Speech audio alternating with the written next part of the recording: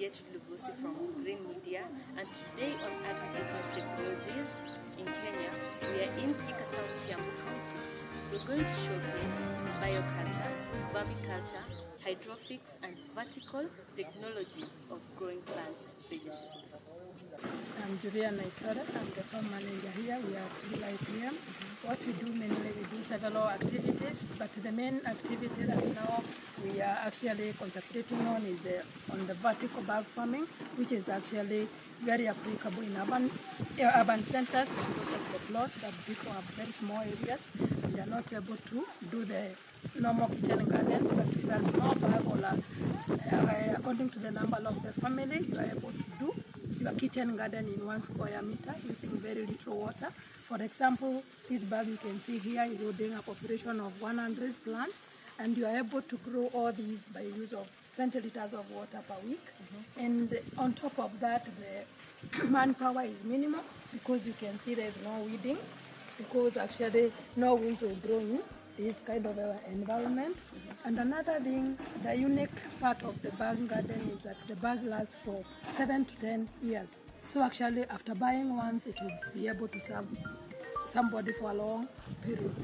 On top of that, also we are also encouraging people to eat safe vegetables, whereby they will be able to know the pesticides that have been sprayed. And also on top of that, we are encouraging people not to use chemicals. That's where also we are coming in as IPM, Integrated Pest Management, encouraging people to use biological products. In our company, we do biological products, whereby, for example, when you are tackling the pests and the diseases, we have products for that. And there's no withdrawal period because the biological product is very safe for the person who is actually handling the product and also the person who is consuming the produce.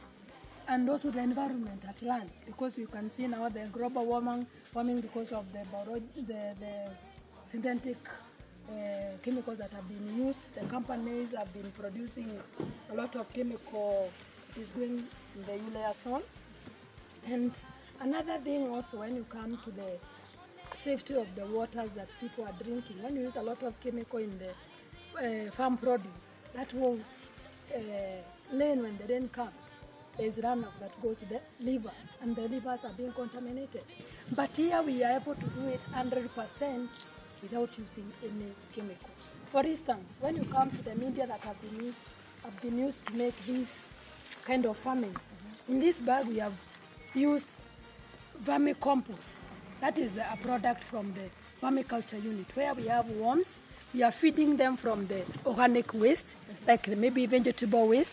We welcome so many people to come and learn the technology because it's very safe for the people consuming and also for our environment. Okay, so how do small-scale farmers use this kind of technology? In fact, they have actually embraced their technology because in 1 square meter you are able to grow 100 plants. Compared to the person who is doing it on the ground will just take like 15 meters. And also when you come to weeding, the manpower that is required, here the manpower is minimal. For instance, there's no weeding. When you come to watering, you use drip irrigation. You just open your tank and then bag waters itself. And also when you come to the season where there's drought, you can be able to use small amount of water and then grow a lot of vegetables. Those people who are doing rabbits and goats in towns, or maybe cows, and the small space is actually limiting them, they cannot be able to grow animal fodder. They can still use the same bag. They just do the ratios. This is Rusan. You just plant a few Rusan. There's Desmodium. There's also sweet potato vines. When you do sweet potato vines, you know after a very short time after you cut, they will grow again. Even Rusan is the same, even the Desmodium. And now you are targeting the high protein plants because you can be able to have dry matter but you will not be able to have the protein present. And now you want to cut cost on dairy meal or things that you buy from the agrovet. When you have a bag like this, you will be guaranteed after 14 days, you'll just be able to cut again and using very little amount of water. My name is Alex Kirato Ngugi, and I work for a company in Thika called Real IPM. and we deal in organic farming, and we deal this urban type of farming, which is a new technology, but it's not a new technology as such. But for the modern community, you need to grow fresh vegetables, and we are doing this innovative way of vertical or multiple story garden. So the concept is very easy. We have the largest size of bag, which is a garden. It has 100. It carries 100 plants on the side, and then it leaves you with a garden on top, a flat on the top flat surface. Yes. So what is the purpose of farming like this? Okay, the main purpose of farming like this is fourfold. The advantages are fourfold, because you realize that land has become an issue in Kenya, in Kenyan communities, especially in the urban areas. And you find that we need to eat fresh vegetables, and then the other advantage is that you can eat what you know. You eat vegetables that you've grown by yourself, and you also you are sure they are free of inorganic pesticides. They are free of those cancerogenic cells. Yes. So this type of farming, does it provide food security or something like that? Yes, sure. It provides food security in the sense that even a small family can get a small garden like this one. And then you don't get to eat only one type of vegetable as a monotony, like eating sukuma wiki all through. You can balance. You can decide several types of vegetable, different types of vegetables. Like you can see here, I have sukuma wiki, we have spinach, we have amaranth, terere, and on the other back side, we have black nightshade, managu. And then on top there, you can plant some simple vegetables like tomato. You can have several plants of tomato. You can have several types of onion, spring onion. And then you have a full kitchen garden that can serve your family with enough vegetables for your consumption. Okay, Mr. Alex, can you tell us something small about organic farming? Okay, organic farming is whereby we are not using synthetic chemicals. Like synthetic chemicals and fertilizers have been found to be having some heavy metals. The heavy metals, when consumed, either through mother's milk to the child or even to adults, you find that they keep on collecting, and then you start suffering. People start suffering from diseases like stomach infections, acidity. You get acidity, especially those vegetables are grown in funny places like sewage swamps. You get that they have a lot of uric acid, and then the uric acid causes a lot of acidity in the vegetables, causing acidity in the stomach. Okay, Mr. Alex, thank you so much for your time. Thank you. This is vermiculture, whereby I mentioned earlier. When you are doing vertical bag farming or any other ordinary farming, you have to do your own fertilizer. You can make your own fertilizer even if you're in town by using the kitchen waste, the farm waste. And when you give the waste to the worms, they will be able to digest, and their poo is the one that will be used as a solid fertilizer. When you sprinkle water, when you are watering the fields, also you get a tea, which is a foliar spray, and that's what you use in our vegetable growing. Instead of using synthetic fertilizer or foliar spray from the shops, we only use organic foliar fertilizer from the vermiculture and the solid fertilizer from the same vermiculture.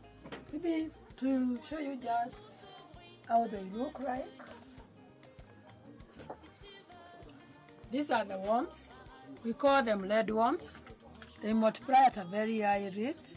When you give them anything that is decomposing, they are able to feed, to eat, and you get their poo. And their poo is not just compost, is in a special category of fertilizer. Farmers who are doing strawberries, also they are using the liquid because they are not supposed to use synthetic fertilizer in the production.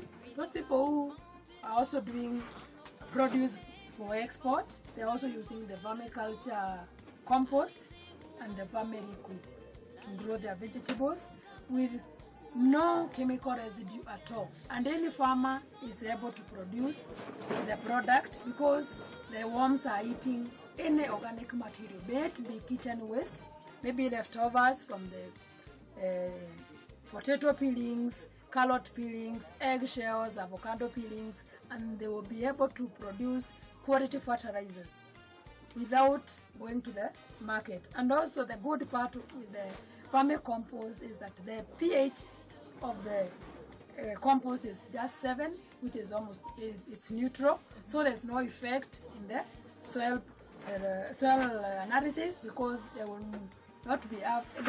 not actually have implication of acidity, because the pH is 7. And also there's no scorching effect. When you plant using the vermicompost, it will not be able to scorch your crops. When you spray the foliar spray on top of the leaves, there's no withdrawal period, because this is something organic.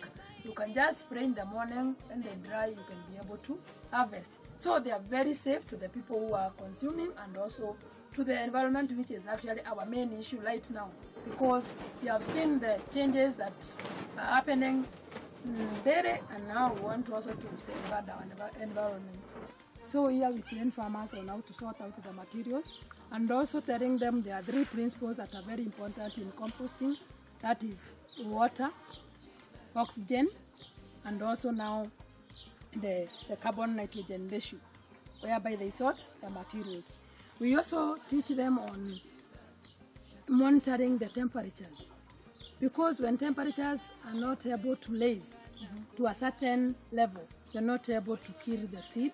You see, wind comes with seed, and then you end up returning back the seed. Also, there are some soil-borne problems like fusarium wilt, bacteria wilt. When you are not able to attain some temperatures, you are not able to eliminate that from the previous crops. So we advise them to turn their compost when it is required, and also use the right materials, water their compost, and not overwatering. And also there's a thermometer that will help them monitor the temperatures. When the temperatures go beyond 70, you know they are a bit safe. But when you see the temperatures are not going up, we are also teaching farmers on what to check. Maybe the carbon-nitrogen ratio is not okay, or maybe you are overwatering, or maybe there's no oxygen. So when there's no oxygen, we tell them to turn their compost to aerate. And why so many people now are interested in the compost production? It's because most of the farmers do continuous farming. They don't prepare the soil. The nutrients have been taken by the crops, but they are not able to return back what the crops have taken from the soil. For example, they continue using the synthetic fertilizers. When you use a DAP fertilizer or any kind of a fertilizer that you use this year, the next year you'll be forced to double the rate, because your soil goes down throughout, because the crops are picking all the nutrients from the soil. But when you use compost, you are able to repair 100%, because you'll be able to return back the nutrients the previous crops have taken up. And also now, the counties have a problem of disposing their waste. You see now there are heaps in front of the gates, all over, near schools. They have a problem. But also counties, we encourage them to come and learn. They correct the garbage. They sort the decomposing material. The decomposing material can be decomposed and be sold to those people who are not able to have compost. If compost is done the right way, right now compost is very expensive. Those people who have been able to organize themselves and their compost have gone through the laboratories and the nutrients are available, they're selling a kg at 70 shillings. More expensive than even the synthetic fertilizers, because we know compost will actually release the nutrients slowly. Not like the synthetic fertilizer that you use this season and the next season. But when you use compost once, it will be available in the soil. The nutrients will be available in the soil for a longer period. When you water just little amount of water, the soil will be able to retain because of the organic matter present. Also, when you come to cation exchange, the nutrients being taken by the crops, it will actually encourage that, because it's able to hold water and other nutrients. Okay, I have a question. Yes. What if a farmer Yeah. A farmer has repaired the soil, but the soil is not producing the products that we want. What is the problem? The first thing we tell farmers is, first thing is to take soil sample for testing. If you're doing tomatoes, you do the soil screening, whereby you'll be able to be notified what type of problems, bacteria, wilt, or fusarium wilt are they present in your soil. If they are present, then don't do tomatoes, do something else. For example, you see the abundant maybe compost, and the compost that abundant in their farm has not been processed the right way. So nutrients are not available for the plants to take. You also go further and see some crops getting symptoms like that. Maybe nitrogen is lacking and you have been applying compost. But the process that you used to apply your compost was not the right process. And another thing also, for example, you are doing tubers and you apply a lot of animal manure. You end up getting only the leaf part of it. The tuber will be very small because nitrogen is actually known to produce the leaves and not the tubers. So maybe the farmers are not very much able to tell what the crops require, and so they use the wrong process or the wrong nutrients. For example, somebody is doing tomatoes and you do a lot of chicken manure. You end up getting a very small fruit and the leaves will be big because actually you have given a lot of nitrogen. So many people hear about hydroponic, they don't understand what is that. It's growing animal fodder or vegetables by use of water. Just water, no soil, no cocoa peat, no pumice, but water alone. When you come to our case, people have known hydroponic where they say it's must use aluminium trays. In our case, it's different. We don't use aluminium trays. We are using kitchen plastic trays, just the ordinary ones that we use in the kitchen. But the special part of it, you have drained holes so that the water will be able to drain. But when you use plastic tray, you are very safe than using the aluminium tray. One, plastic tray is very cheap, they are affordable, so many people can be able to afford. Aluminium trays, they are a bit expensive, and also they don't last for a long time because they will last, and that last will actually go to the hydroponic fonder, which is not very safe for the animals that are being given the fonder. Also, people have learned that you must use fertilizers, liquid fertilizers, but in our case, we don't use any kind of fertilizer because we know when you grow any plant with a fertilizer, within a short period, that fertilizer will be present in the plant that you are growing. And bearing in mind this hydroponic fonder will take like maximum 7 days. When you give to the animal, the fertilizer will be very light and it's not very safe for the people who are feeding their animals and they are milking immediately.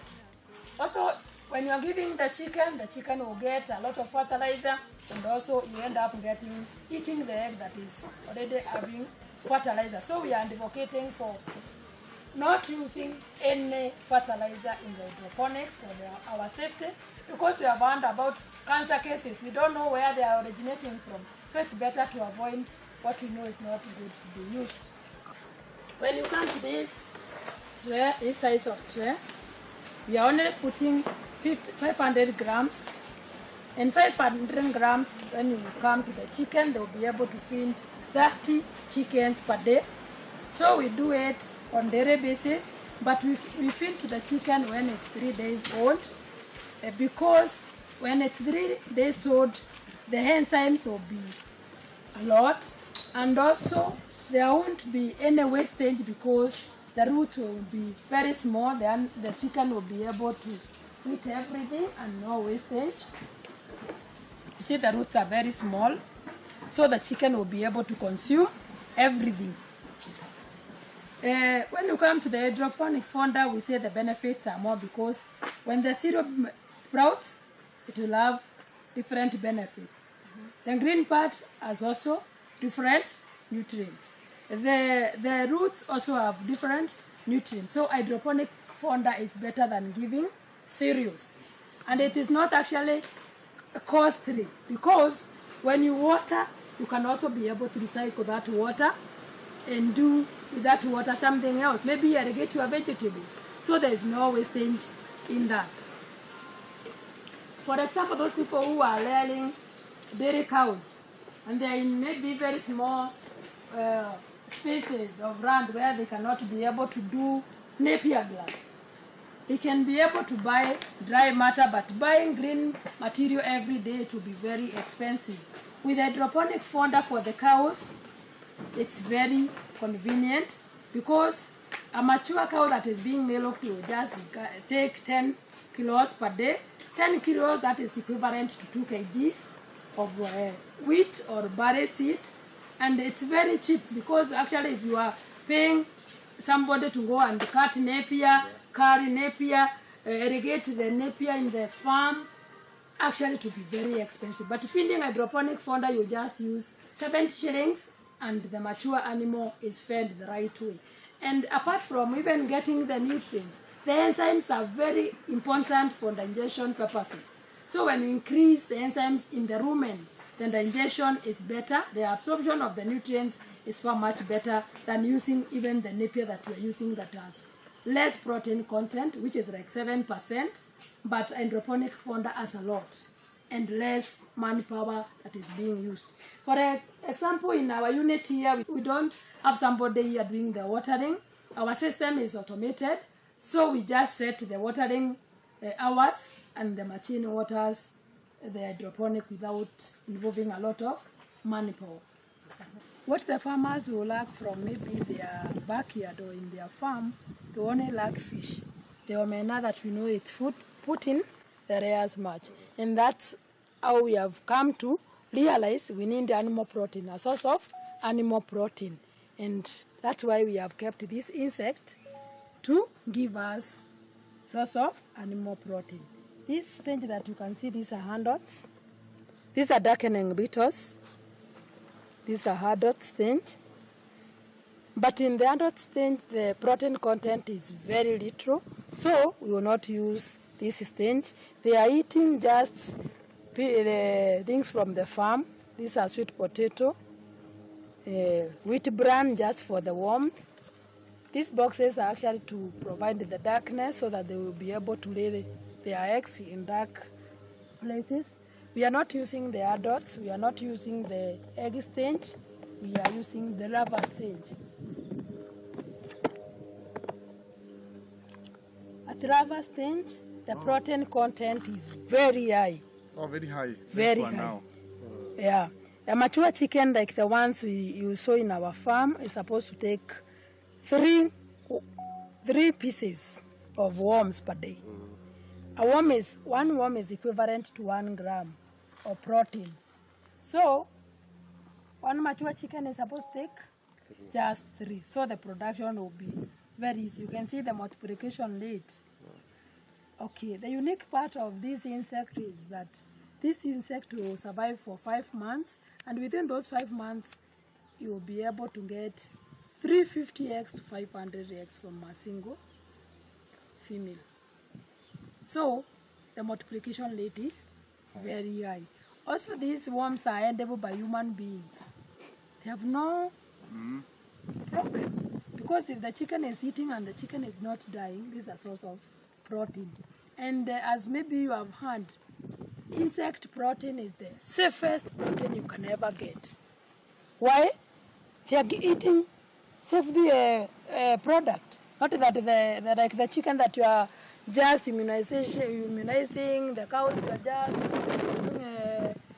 injecting antibiotics, but the insects are clean, very safe. A mature person like me, weighing 50 kilos and above, is supposed to take just 10 of them per day. That is enough animal protein, instead of going to take land meat that you know the side effect. And I will be able to do it in my kitchen shelves. I don't need a big house, just in a container like this, giving them what I'm eating. So I know the source of protein is very safe. So in future, Maybe by next year we'll be able to produce our feeds. So you calculate one by one, or how? What you do, you just weigh. You know, one chicken is supposed to take 3 grams. You count the number of chicken you have, you weigh the number of grams you want. You can just dry them in the electric sun, or use 2 sufurias. One is in boiling water, then place another one that has these worms. You just dry and you crush them. If you don't want to see the worm itself, you just dry the way we are drying for the chicken, and then use it to flavor your stew.